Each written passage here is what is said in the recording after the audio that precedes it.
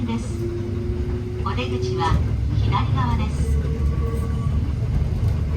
The next stop is the Gora Terminal, OH57. The doors on the left side will open.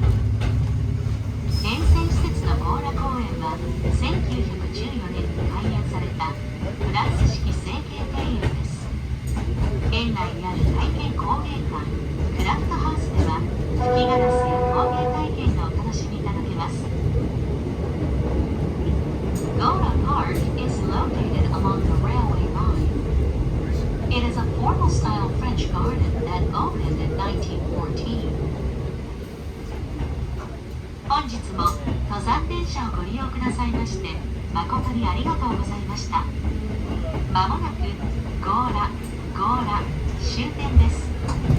どなた様もお忘れ物ございませんようご注意ください。お出口は左側です。これより先、早雲山大涌谷方面へおいでのお客様はケーブルカーにお乗り換えです。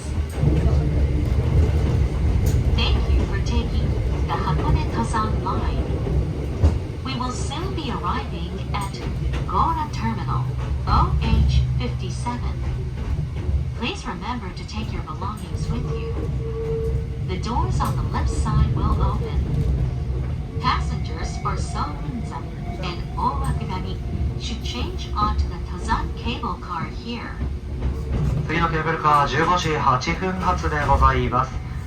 ご利用のお客様も改札口を出てからのご案内です。高良駅改札口では乗車券の確認を行っております。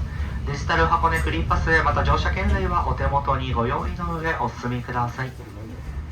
本日も登山電車をご利用くださいましてありがとうございました。終点の高良駅に到着です。お出口は左側です。お降りの際は足元にご注意ください。